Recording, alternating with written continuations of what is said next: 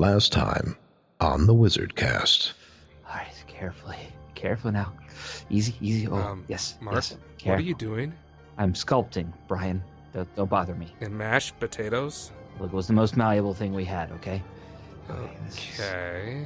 So look, this is important, Brian. It's important. This means something, Brian. A sculpture of Parker Harris doing the hula is important? Yes. And now the conclusion of the WizardCast. I'm Brian Kwong. And I'm Mark Ross. We're Salesforce experts that love talking about technology and Salesforce. We also love humor. Doesn't mean we're actually good at it. In the Salesforce community, I'm known as the Salesforce Wizard, likely due to me wearing a wizard hat at Salesforce events. And I'm known as Salesforce Yoda for pretty much the same reason. You should see the ears. We have a passion to help educate and entertain people. So we've joined forces to create WizardCast. We've got tips and best practices. We talk with interesting people. All mixed with quote-unquote jokes and humor. Welcome to the WizardCast.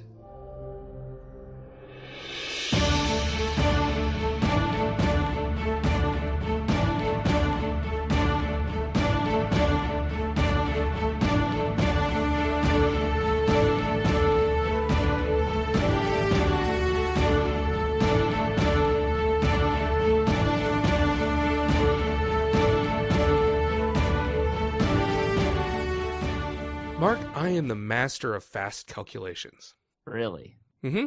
Okay. What is 758 times 300 divided by 6? 42. No. I'm not actually sure what the number is, but I'm fairly certain it's not 42. Maybe, but it was fast. It's not. It's another day, another WizardCast without Parker Harris. Again? Really? Yeah. We actually did that joke last episode. You know, for all you know, Mark, I'm reviving this joke because we have Parker Harris on the schedule in the near future, and this joke will become even funnier. Okay, I refuse to believe that you actually got Parker to agree to come on the WizardCast. Oh, no. But I did shake his hand at Dreamforce, and, well, Charlie Isaac said he was going to, quote, do something, unquote, about getting Parker Harris on the podcast. Okay, Charlie Isaac's doing something could mean anything. That could be Charlie doing a hula in front of Parker Harris. And it might work because it's Charlie. Yeah. Also, we need to send a big thank you. To Charlie? Don't count your hula dancing chickens before they hatch, man. No. I want to thank our listeners. Thank you for listening to the WizardCast. Because of you, we had our first month with over 1,000 downloads. What? No. Yes. We also want to thank the people who make this episode possible. Dang it. So close. Missed it by that much. WizardCast is brought to you by the fine people of Joe's. Yes, the generic diner franchise that has swept the nation and crept into television, movies, and video games. Come in today and try our new hamburger. Eat at Joe's. Eat at Joe's. Do you mean to tell me that a chain from the 1940s has a new hamburger? What was it before? It was made out of old hamburger. Oh, that's really old. Oh. So, Mark. So what, Brian? Today's guest is a 4-time certified Salesforce MVP. She's a freelance consultant. Okay. A WIT and nonprofit user group leader. Okay. And her free time, she enjoys adventuring in cabs, adding spicy food to martinis, and listening as she waves her big hair while dancing. Oh. She's also known for being a die-hard Michael Jackson fan. Okay. And, of course, we can't forget that one time she kicked Angela Lansbury in the head. Okay. She's Amy Oplinger. Welcome to the WizardCast. Hi, you guys. That was a really wonderful introduction. I'm not sure that half of that was factual. You said for us to write your intro. This is what you get. I did ask your Twitter fans to tell me information about you. I simply relayed what they told me. Right. So this is Twitter's fault. It's always Twitter's fault. No, well, okay. Yeah. So, Amy, thank you seriously for joining us on the wonderful podcast. And there's tons of things we could be talking about. But the one thing we definitely need to talk about is that you're an imposter. I am. Wait, what? Totally. What? An imposter. Wait, Brian, you said, is this not the real Amy? Is this like her evil twin or something? What's going on? It is kind of dark in the room, so I can't really tell if that's really Amy or not. I thought that was Shadows. Is that a goatee? Oh no, she turned the light on. It's the not light a came goatee. on. Okay. Yeah, No, this is really Amy. What I mean about it is Amy did a Dreamforce session about the imposter syndrome. Oh, imposter syndrome. Oh, why didn't you say that? Okay, all right. Well, what's imposter syndrome? So, imposter syndrome is a feeling that high achievers tend to suffer. It's a feeling that you're a fraud. All your success is not due to anything that you have skill in or your hard work, but that you're a fraud, and at any moment anybody's going to find you out and pull you from your beautiful job and tell you to get the hell out and never come back. Oh, so what happened to me last Friday? What happens to me like all the freaking time? This is a thing. I thought it was just a thing that people had, and that was why we all laugh at each other at this thing called life. Some people don't have it, amazingly, but I never felt this way until I got into the Salesforce Ohana. I never felt this. I was very successful in sales and very confident and never really thought about this. And then when I transitioned into Salesforce, I thought, oh my God, I don't know enough. Everybody is so brilliant. I'm not a technical person. Everybody knows more than me. I better just hide and keep my mouth shut so that nobody asks me any questions and I don't look stupid. Even though the knowledge was there and it was clicking in my brain, I didn't want to open my mouth and maybe get found out for some reason. And remove all doubt. Yeah, right, exactly. So the first time it came up was on a WIT call, like a virtual call a few years ago. And it was just like the skies opened up for me. I'm like, oh my God, that's me. Like, I feel that way. That's what I've been feeling this whole time. And so I started researching it, and I found a couple of books and I read them. That's when the call for speakers came out for Midwest Dreamin' in 2015. And I thought this would be a really good topic to talk about if they would have me. And so I sat down and I thought about it, and I just really quickly wrote out the abstract, just didn't really edit myself. I just, whatever my mind thought of, I put on the paper, and I was looking at the abstract like, is this good enough? I was questioning that even then, the abstract. Yeah, you had imposter syndrome writing the thing about imposter syndrome. I didn't even want to submit it, and I sat there, I looked at it, and it was just like, you're not good enough. Everybody knows more than you. Just all the things that I've always told myself in my brain. That's what my abstract was. And I sat there and I wrestled with hitting the submit button. I just was like, oh my God, do I want people to know that I really feel like this? Do I want to expose these inner demons of mine to other people and be ridiculed? Everything was going through my mind, and some little piece of my brain just was like, click. I hit the button and off the abstract went. And I didn't tell a soul that I submitted to speak. That was the first time I ever submitted anywhere. I didn't tell anybody that I was submitting to speak. Everybody always puts on Twitter, hey, I just sent my abstract to blah, blah, blah. And I'm like, no, I'm not telling anybody because they're not picking me and I'm not going to get made fun of for not getting picked.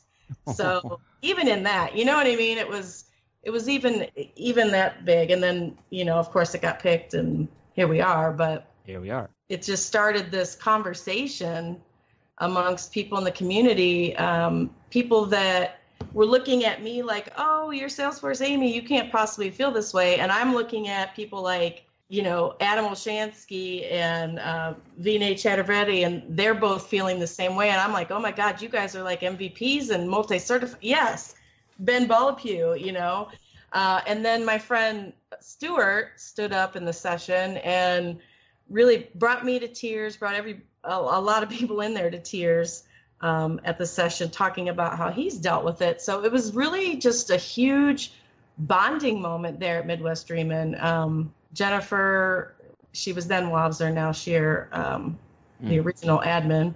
She shared her feelings about this, and you're thinking, oh my God, you've been in the industry forever. Yeah, you're like, she has, long time. And she feels like this all the time. So it was just like this, like, me too. And it was really heartwarming. luckily that brought us to Dreamforce. And at the end of the session, I just said, maybe I should start a chatter group around this. I don't know why it hadn't occurred to me in the past 2 years to do so, but I guess I thought nobody would join it. Because you have imposter syndrome. Right. So I did, and now it's like over 200 people are in there sharing and talking about it and getting support. So it's been really, it's really awesome and heartwarming for me. Let's talk about imposter syndrome, because I would be amazed if we didn't have a single listener who's listening right now who didn't think that they have an imposter syndrome. Yeah, Mom. Thank you. I was about to do the same thing. Hi, Mom. So when people are feeling like, hey, I'm an imposter, it's partly a confidence issue. It's partly being worried that you are wrong. So how do people overcome that problem? How do you take the imposter syndrome and shove it down where it belongs and realize that no, you actually do know what you know? I still struggle with that. There's things that I do that other people have talked about doing as well. Stuart brought up a really good technique that he uses. Every time somebody compliments him, he saves that. He calls it his kudos file.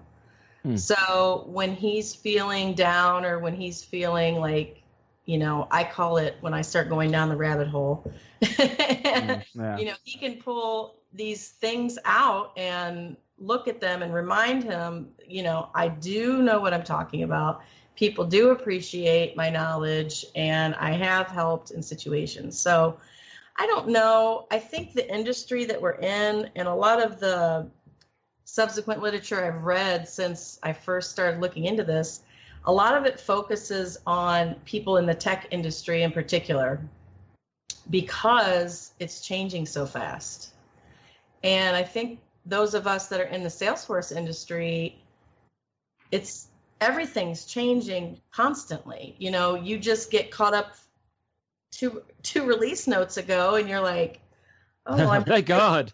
I'm fairly confident that I got those 400 pages done. Now I only have 1,600 to catch up on. You know what I mean? It's just a constant, I feel like sometimes like a dog paddling. I'm just trying to keep my head above water sometimes, So. And I would think, and correct me if I'm wrong, yeah, that this kind of thing would tend to affect certain personality types. And the Salesforce admin tends to be certain personality types. And it seems like maybe there might be some overlap there. What personality type do you think a Salesforce admin fits? What that is first. I would say generally people who are a little bit creative as well as technical, or a little bit technical as well as creative, one way or the other. And people who tend to be the kind that help, the kind that want to be in a position where they are giving people assistance in doing their jobs. It's kind of a support role. I've played a lot of games in my time. I liken a lot of what I do to playing the healer in like World of Warcraft or something like that, because your job is to keep everybody else up and optimized and moving. Right. I would agree to that. And I would also add to that the fact that most admins that I know don't come from a technical background.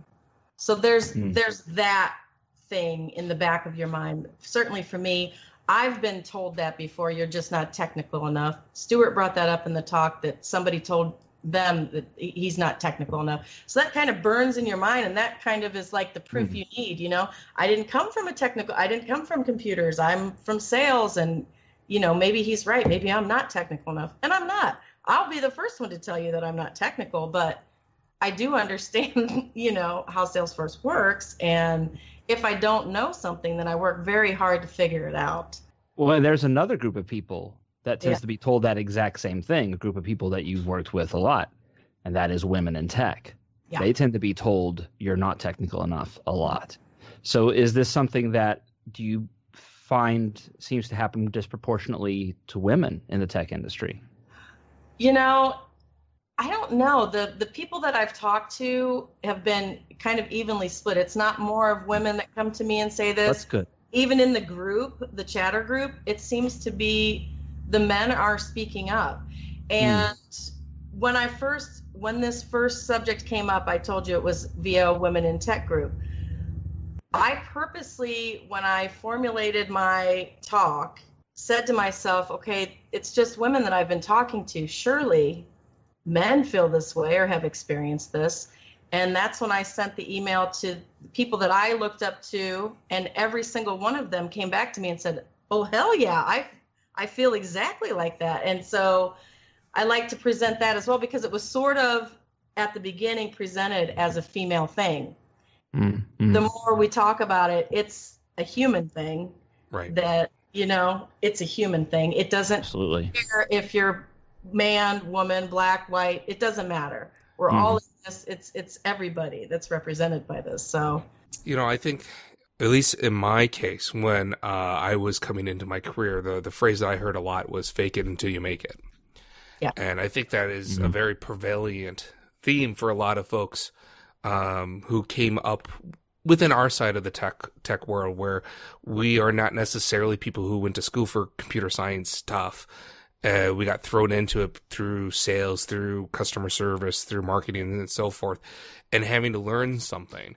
And so for a while, I think we really did feel that we were faking it until we make it. But the problem has been realizing we actually made it, and that we put the time in, we put the blood, sweat, and tears in to learn everything that we know, and that we actually, know it. Mm-hmm. So that's the fundamental thing about imposter syndrome, right? Is no matter how successful you get, you just can't internalize that. You think, oh, I'm just lucky. Oh, they haven't found me out yet. Not, look at all these years that I've spent studying this, working this, creating these solutions.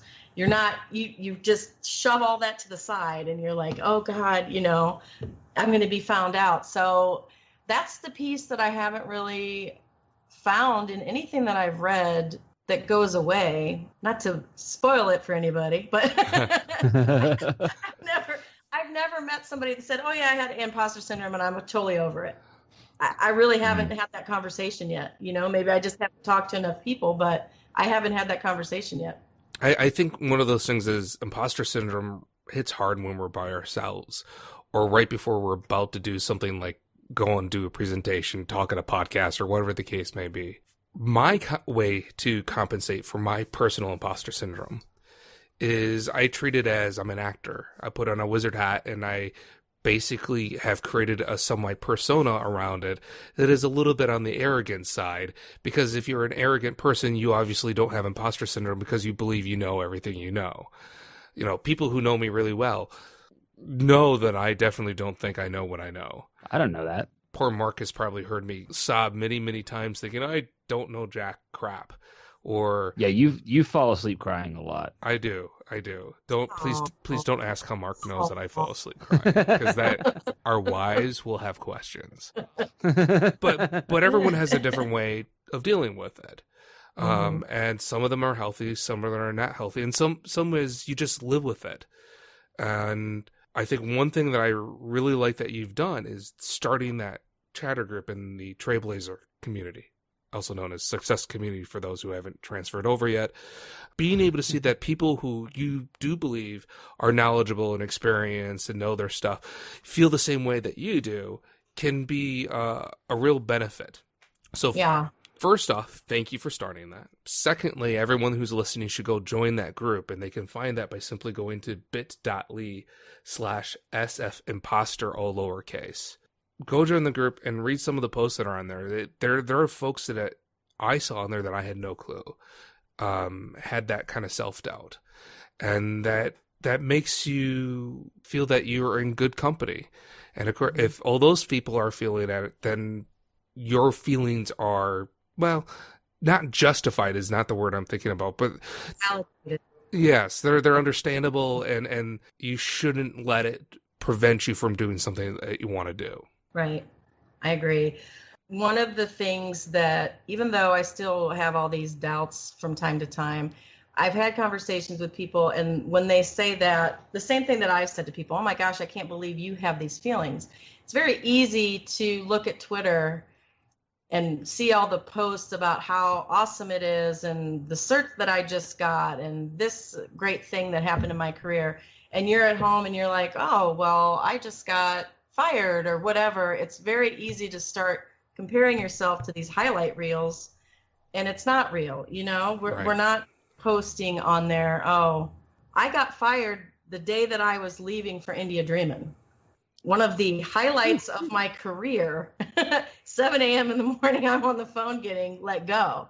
So we all have that kind of, life that it's real, but you can't sit at home and think that you know somebody just because you see their Twitter feed.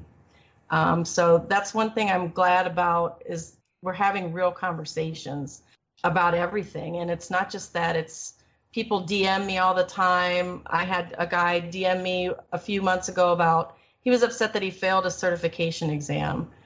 And so I tweeted, I'm like, hey, so-and-so, somebody DM'd me that they failed. Who has advice for this person?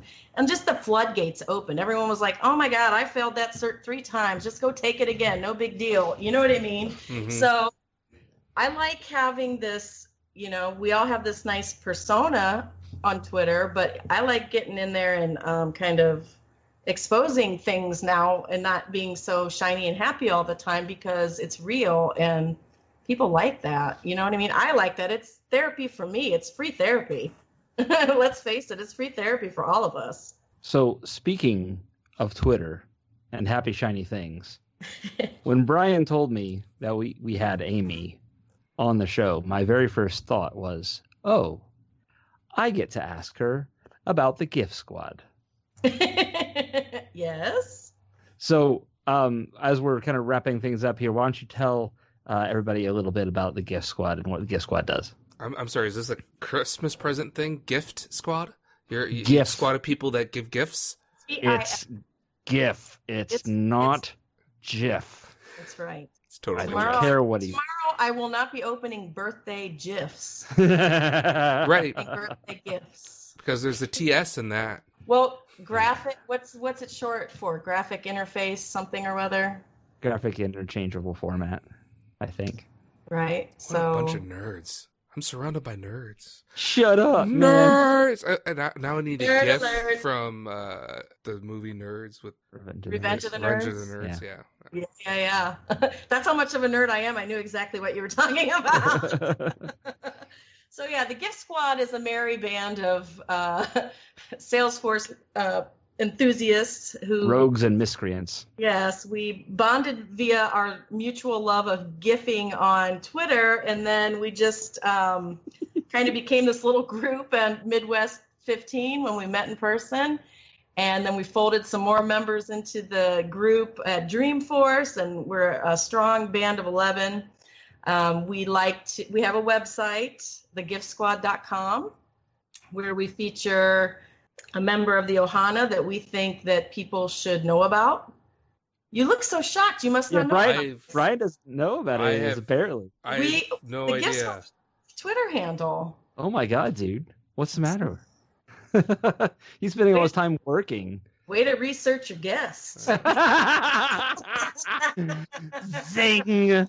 First off, thank you for thinking that I research guests. Oh, that's right.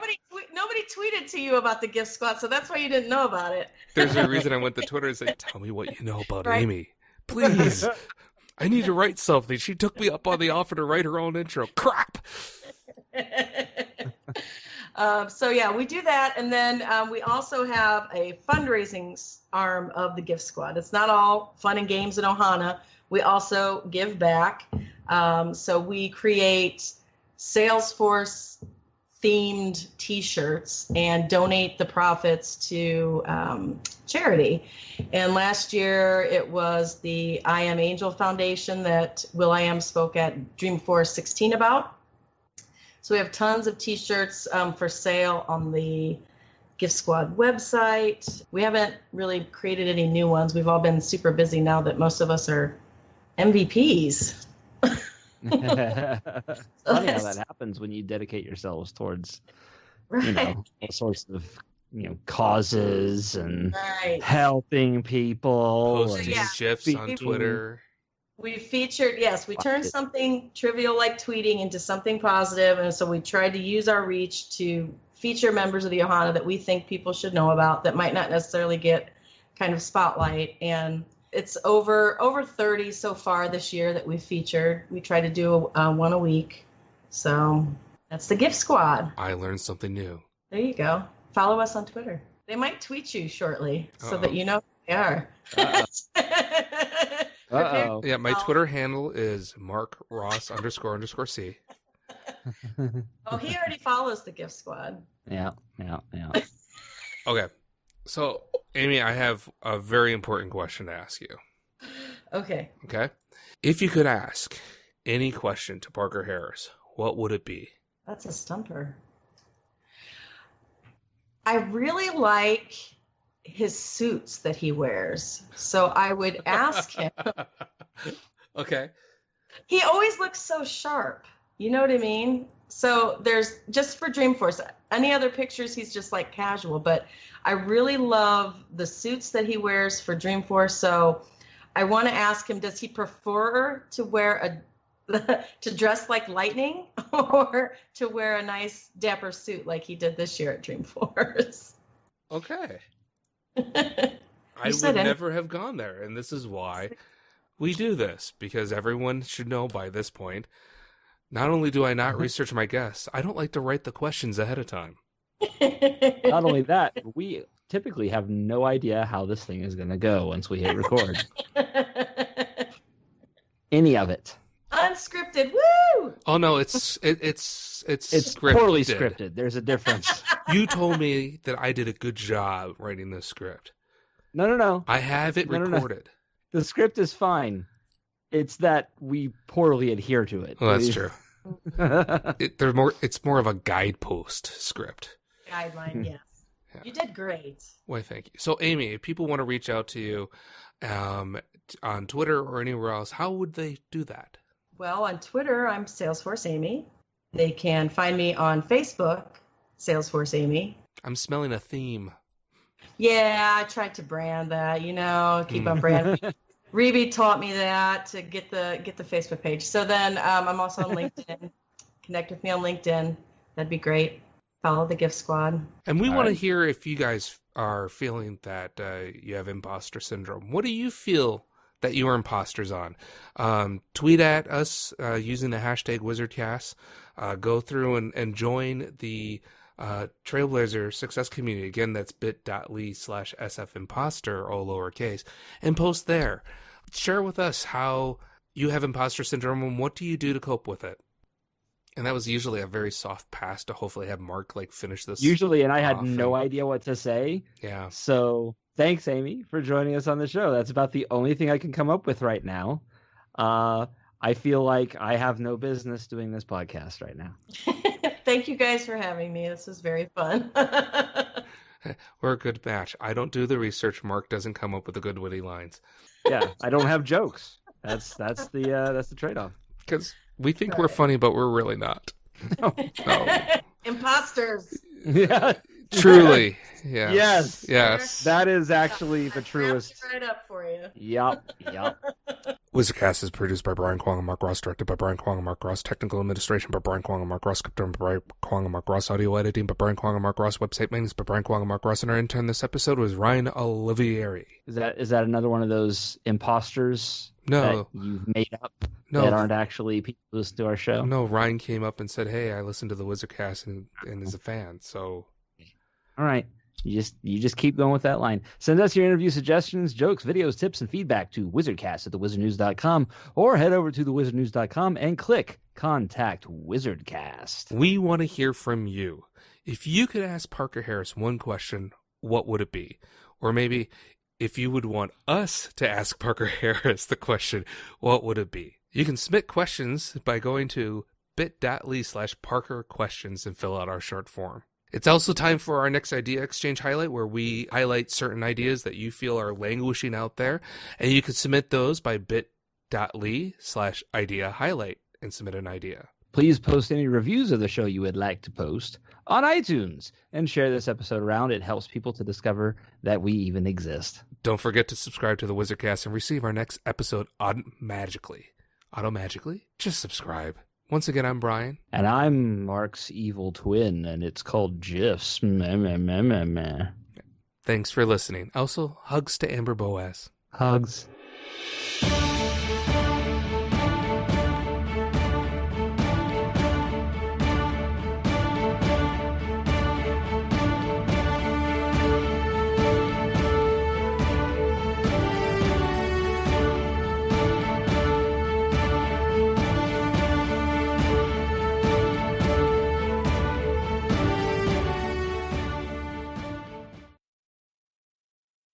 And I actually did the calculation, Mark. That's why the script says 37,000. I know, but I didn't want to make it seem like I knew the number. It was more realistic if I didn't know it either.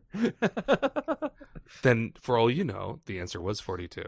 It's not.